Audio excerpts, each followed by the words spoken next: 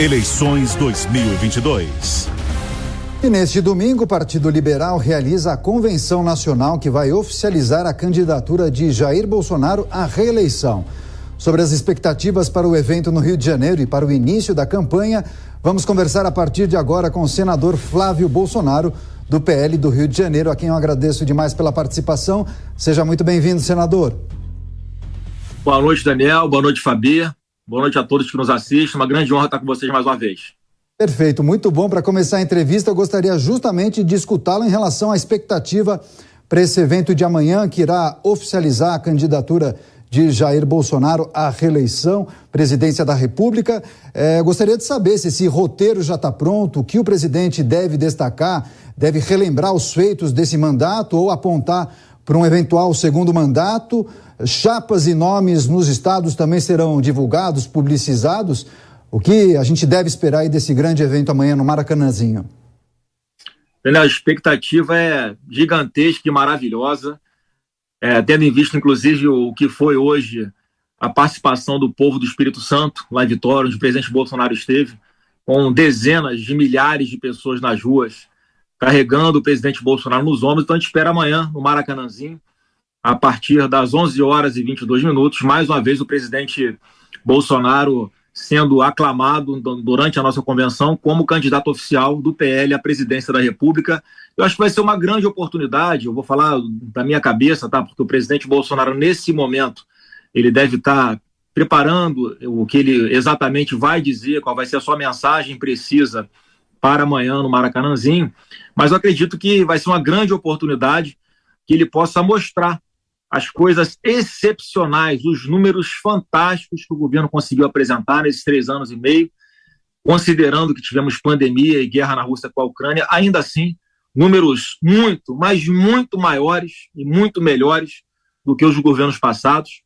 Então vai ser um grande momento onde ele vai poder fazer esse tipo de comparação, vai poder usar esse momento também para informar, como você bem disse, isso tudo a população, já que o presidente Bolsonaro, durante seu governo, ele claramente foi vítima de uma campanha maciça de destruição de reputação, de uma tentativa de dar invisibilidade ao seu mandato, omitir tudo de bom que ele fez e apenas criticar possíveis coisas de errado que ele pudesse ter feito, e vai poder também mandar uma mensagem muito importante de esperança a todos os brasileiros, em especial aos mais jovens e às mulheres, que tenho certeza também vão ficar muito bem impressionados e surpresos em saber que o presidente Bolsonaro fez tanto por esses segmentos e para a sociedade como um todo, uma pessoa que luta, que briga pelo povo. Então ele vai poder mostrar o porquê é que é tão importante esse ano de 2022, que vai ser um grande divisor de águas para o Brasil pelas próximas décadas, e acho que ele está bem preparado para esse grande momento de amanhã. Perfeito. Senador, agora seguimos com a pergunta da analista Fabiana Barroso. Boa noite, senador. Boa noite, Flávio Bolsonaro.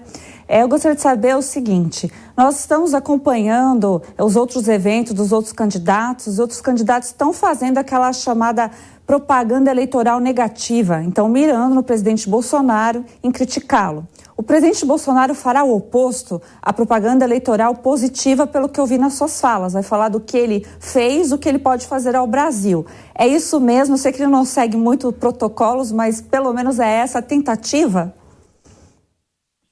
Olha, Fabi, ele obviamente deve priorizar as questões positivas, propositivas do governo, e nesse momento ele vai poder comparar, como eu disse, por exemplo, na segurança pública, né, um governo Bolsonaro que conseguiu reduzir historicamente, drasticamente, as taxas de homicídios no Brasil, por exemplo, mesmo sendo acusado erradamente, né, por ter facilitado o acesso ao porte e à posse de armas aos cidadãos de bem, aqueles que cumprem os requisitos legais. Ele quebrou mais uma falácia, mostrando a realidade. Enquanto ele defende a família brasileira, enquanto ele está preocupado com as vítimas, o outro lado do ex-presidiário, ele obviamente está falando em facilitar o acesso à maconha.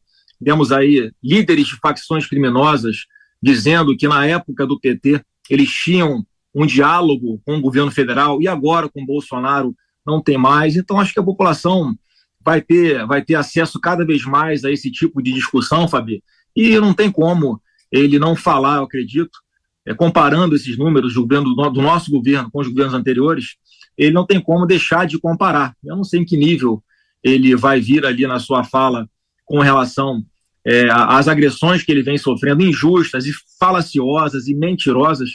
Então, vamos esperar para ver o que vai acontecer. Eu não posso te antecipar, porque realmente não sei como virar o discurso dele, mas eu acredito que nessas comparações entre os governos vai ser uma oportunidade, sim, de ele desmascarar e botar os pingos nos is e trazer à tona a verdade, aquilo de bom que o governo fez, ao contrário do que os outros candidatos em outras convenções estão fazendo, mentindo sobre o presidente Bolsonaro. Senador Flávio Bolsonaro, entrevista exclusiva ao jornal Jovem Pan. Agora, senador, e a questão que envolve a segurança do presidente da República, mas também dos demais pré-candidatos. Como o senhor tem visto essa escalada de tensões, de ameaças?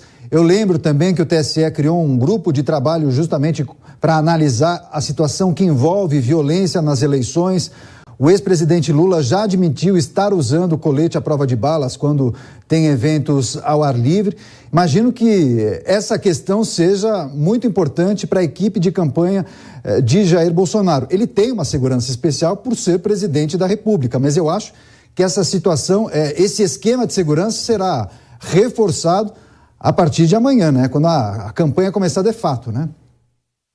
Daniel, sem dúvida alguma, esse é um ponto importante que preocupa todo mundo, mas eu acredito muito no trabalho do GSI e da Polícia Federal também, que vai fazer parte, a partir de agora, da segurança do presidente e do seu staff. Amanhã, no Maracanãzinho, todas as providências, né, já foram tomadas, então nós vamos para lá bem tranquilos e poder passar a mensagem, focar em passar uma boa mensagem de esperança a toda a população. E, obviamente, o que eu falo é o seguinte: o único que, de verdade, já foi vítima do ódio foi o presidente Bolsonaro. Ele quase deu a sua vida pelo bem do nosso Brasil e está lá resistindo. Ele jamais vai compactuar com qualquer ato de agressão ou violência. Ele já manifestou isso publicamente, inclusive naquela situação lá em Foz do Iguaçu, onde ele relembrou uma postagem dele de 2018, onde pessoas que se intitulassem ser bolsonaristas, caso defendessem esse tipo de violência, esse tipo de ameaça, ele inclusive dispensava o voto. Não era o eleitor dele, as bandeiras que ele defende, a sua trajetória de vida não tem a ver com violência. E ele é um sobrevivente desse discurso de ódio da esquerda. Ele foi vítima de atentado por ex-integrante do PSOL. Então ele mais do que ninguém sabe que isso não funciona e não é assim que se constrói uma democracia. E o presidente Bolsonaro está mais uma vez dando um exemplo de grande estadista que ele é, ao se colocar dessa forma enfática contra qualquer tipo de violência, apesar dessa campanha de fake news difamatória de que ele propalaria discurso de ódio. Pelo contrário, ele foi vítima do ódio e ele fala a verdade muitas vezes incomoda aqueles que são contrariados e automaticamente tentam rotulá-lo como uma pessoa que fale ódio, que incentive algum tipo de atrito ou de briga. Muito pelo contrário, mas a segurança do presidente, eu acredito muito nos profissionais, nos vários profissionais que estão trabalhando nessa área. Enquanto o senador respondia, nós exibimos algumas imagens. É importante lembrar que o presidente Jair Bolsonaro teve agenda em Vitória, estado do Espírito Santo, mas já está no Rio de Janeiro, passará a noite no Rio de Janeiro, porque amanhã pela manhã terá a convenção do Partido Liberal no ginásio do Maracanãzinho. Mais uma questão de Fabiana Barroso. Flávio, eu gostaria de saber o que aconteceu com o cadastro lá da tentativa até da Tabata Amaral, ao meu ver, um pouco infantilizada, né? Que ela tentou nas redes, depois ela pagou, até seu irmão Eduardo Bolsonaro chegou a mencionar que queria processá-la por essa questão, mas como que está esse cadastro? Porque eu sei que os apoiadores do presidente Bolsonaro quiseram muito e querem muito participar, então como ficou essa história aí com a tentativa da esquerda de fazer algo que não é bonito? Olha, Fabi, em primeiro lugar, é óbvio que isso não é uma coisa legal, né, de ser feita, mas eu quero agradecer ao pessoal da esquerda que fez isso. Primeiro, porque ajudou a divulgar bastante o evento, né, obviamente um evento como esse já tem toda a cobertura da mídia, seria divulgado, mas acho que acelerou esse processo todo. Todos os esquerdistas ali, né, que tentaram fraudar esse cadastro para participação na nossa convenção são muito bem-vindos se vierem pacificamente, porque vão ter oportunidade de conhecer um presidente Bolsonaro de perto e desmistificar aquele monstro que criaram em suas cabeças e influenciados por fake news, por mentiras, né, por uma campanha maciça de destruição de reputação por grande parte da imprensa, como eu falei, e entender o que é que está em jogo em 2022, que é o futuro do nosso Brasil pelas próximas décadas. E o Brasil que está indo no caminho certo, que está batendo um recorde de geração de empregos, é o governo, Fabi, que bateu um recorde de números de mulheres empregadas no Brasil. Mais de 40 milhões de mulheres empregadas no Brasil. Isso nunca aconteceu na nossa história. Vamos poder ter oportunidade, o presidente, falar do programa Brasil para Elas, de falar das mais de 70 leis que ele sancionou em defesa das mulheres, enfim. Vai ser uma grande oportunidade para que eles possam conhecer um pouco a verdade e saberem que do nosso lado, no nosso coração não tem ódio. No nosso coração tem esperança e muita coisa boa para mostrar ao Brasil que ainda não conhece, feita pelo governo Bolsonaro durante seu governo, mesmo com pandemia e guerra na Ucrânia. Senador, as últimas pesquisas de intenção de voto para a presidência da República, de vários institutos, apontam uma diminuição na distância de Lula para Jair Bolsonaro. E uma pessoa ligada à campanha do presidente disse que a expectativa da equipe é que essa distância, que Bolsonaro avance ainda mais nas próximas semanas. O que já se sabe, o que é possível falar sobre a estratégia de campanha de Jair Bolsonaro? Tem alguma coisa já definida? Os técnicos e as pessoas que estão no entorno do presidente ainda estão definindo, estudando a melhor maneira de elaborar essa estratégia? E, por fim, já há uma definição em relação à participação do presidente em debates eleitorais na televisão? Daniel, todo mundo sabe que nós somos muito céticos com relação às pesquisas eleitorais. Elas refletem um retrato do momento, um pouco do histórico para trás, né? E se a gente acreditasse nelas, o presidente Bolsonaro jamais seria presidente, eu não seria senador, né? Porque lá no Rio de Janeiro, poucos dias antes da eleição de 2018, eu estava em 4º lugar para o Senado e fui o senador mais votado do Rio de Janeiro, com quase o dobro de votos do segundo colocado. Então isso não nos influencia, é óbvio, né, que quando as pesquisas ditas oficiais já mostram quase esse empate técnico, eu acredito que a gente já está na frente há muito tempo, e é o que mostram as nossas pesquisas para consumo interno que nós fazemos, né? E com relação à participação em debate, eu tenho a posição que eu acho importante que o presidente, né, possa participar, exatamente por essa deficiência nossa de ter comunicado melhor à população as coisas excepcionais que o governo fez. E como o presidente é uma pessoa muito preparada, que tem todos os números do governo na cabeça, participou diretamente das negociações de tudo que foram, todos os avanços que foram dados em legislação, em programas por parte do governo, e tem uma memória muito boa de poder comparar e relembrar aos eleitores, em especial os mais jovens, o que foi que a quadrilha do PT promoveu aqui no nosso Brasil, como eles quebraram o nosso país. E o presidente Bolsonaro em debate mostrando como ele pegou o Brasil em um cenário de terra arrasada, né? Viu esse cometa em cima do nosso planeta que foi a pandemia e mesmo assim apresentar esses números fantásticos que está apresentando. Eu acho que vai ser uma grande oportunidade, né, de ele esclarecer e relembrar a população disso tudo e pedir a oportunidade de governar por mais de 4 anos em situações normais em relação ao mundo. A gente vive uma crise mundial hoje, ainda assim o Brasil está sendo referência para todo mundo em todas as áreas. Imagina em condições de normalidade, né?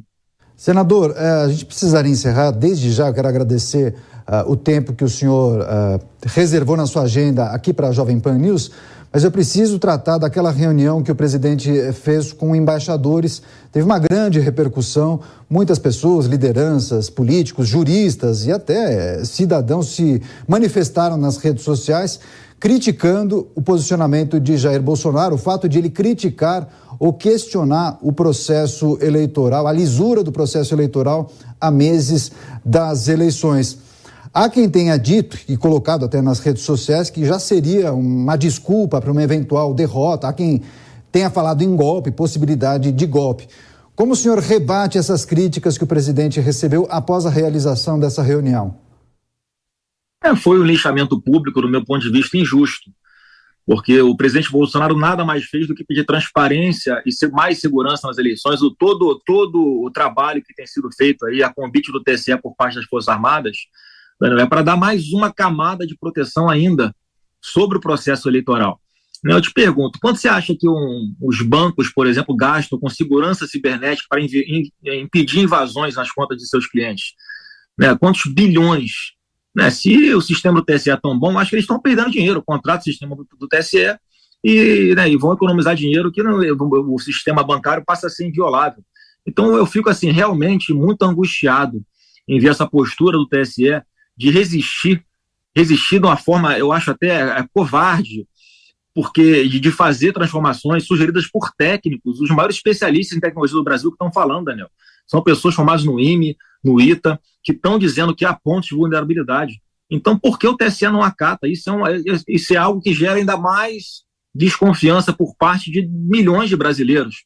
Então, o que o presidente Bolsonaro fez foi exatamente mostrar ao mundo, eu acho que ele conseguiu alcançar o seu objetivo, que algo está errado aqui no Brasil. Então, se ele quer mais segurança e mais transparência, por que o TSE não quer? Ele jamais falou em interferência em eleições, as Forças Armadas nunca falaram nisso. O presidente está há 3 anos e meio no governo, sendo acusado de que vai dar um golpe. Não deu golpe nenhum, não vai dar, porque ele já está no governo. Vai dar golpe de quê? Pode ter certeza de uma coisa, né? A gente não tem medo de perder no voto, porque a gente vai ganhar no voto. Agora, não vale em gol de futebol, não vale gol de mão. Então, o que a gente está pedindo é que realmente funcione uma espécie de VAR ou de um acompanhamento à parte de quaisquer instituições sérias desse país, né, que possam acompanhar Forças Armadas, OAB, CNJ, CNMP, todo mundo poderia participar desse acompanhamento, mas não olhando para uma caixa ali fechada que você não sabe o que está acontecendo dentro. É com seus técnicos que possam assegurar que quem tiver mais votos nessa eleição vai ser o vencedor. Então, se há dúvidas, por que não implementar aquilo que está sendo sugerido? Então, no meu ponto de vista, para concluir a resposta, eu acredito que o presidente Bolsonaro, nesse ponto de vista, ele foi bem sucedido. E porque ele tem uma coisa que é muito incompreendida, uma coisa que ele me ensinou no meu primeiro mandato, com 20 anos de idade, quando era deputado estadual, que era o seguinte: não faça política pensando no voto. Então, se isso traz um reflexo, sim, ruim eleitoral para ele coloca o Brasil em primeiro lugar e faz questão de correr esse risco para mostrar, para alertar ao mundo e ao Brasil, né, que o sistema eleitoral pode ser mais seguro e mais transparente e que essa dúvida, independente do que aconteça nas eleições de outubro, se permanecer do jeito que está, vai ser um resultado proclamado com base na dúvida. Para que isso? Por que a gente não resolve isso agora? Por que o TSE não implementa agora as medidas propostas por técnicos? Isso causa uma preocupação, uma desconfiança em todo mundo. Agora, senador, antes de encerrar e também para privilegiar a audiência rotativa da Jovem Pan News, o senhor, além de senador, coordena a campanha de Jair Bolsonaro. O senhor não consegue adiantar qual será a mensagem principal da fala de Jair Bolsonaro no evento de amanhã, na convenção do Partido Liberal no Rio de Janeiro? Olha, em primeiro lugar, que eu agradeço o título de coordenador da campanha, mas tem várias pessoas ajudando o presidente na preparação, nessa pré-campanha e um trabalho de planejamento para a campanha. São dezenas de pessoas trabalhando e o próprio presidente toma conta disso muito de perto, né? Pergunta, quem é o marqueteiro do presidente? O marqueteiro é ele mesmo, ele que toma as decisões.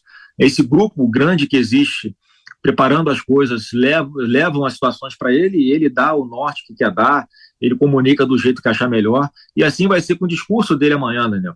Eu acredito, mais uma vez, que ele vai tocar nesses pontos aí que são importantes e que grande parte da população não sabe ainda, né, de avanço do governo, e eu acho que ele pode dar um testemunho do grande aprendizado que foi para ele esses 3 anos e meio de governo.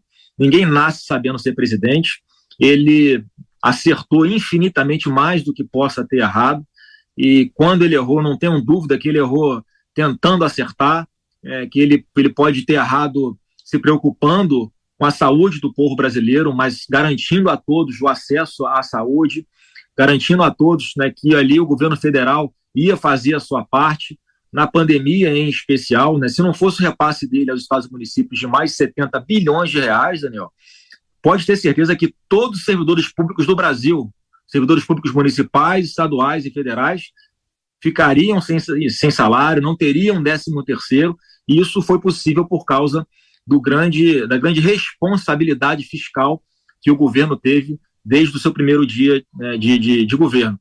Então, acho que ele vai muito nessa linha, né, de compartilhar esse sentimento, porque aquela vida de presidente, eu sou testemunho ocular, Daniel e Fabi, disso. É uma vida muito desgastante, sofrida, solitária, muitas vezes, e que ele encara como uma missão. Então, assim, eu sou um fã incondicional, porque eu sei as angústias dele, eu sei a satisfação dele em poder fazer o bem, levar água lá para o nordestino, fazer o programa Brasil para Elas, que pode atingir mais de 30 milhões de mulheres empreendedoras, enfim, tudo de bom que ele fez. Isso gera, sem dúvida alguma, uma satisfação que compensa esse sacrifício que é ele na presidência. Eu acho que no discurso dele ele pode ir muito nessa linha. A convenção do PL, a oficialização da chapa de Jair Bolsonaro, a candidatura de Jair Bolsonaro à reeleição, em destaque nessa entrevista com Flávio Bolsonaro, senador pelo PL do Rio de Janeiro, a quem eu agradeço muito pela participação. Bom final de sábado e bom domingo para o senhor, senador. Obrigado, Daniel. Até amanhã a todos. Levem a sua bandeira verde e amarela. Um abraço a todos. Obrigado. Muito obrigado. Até a próxima.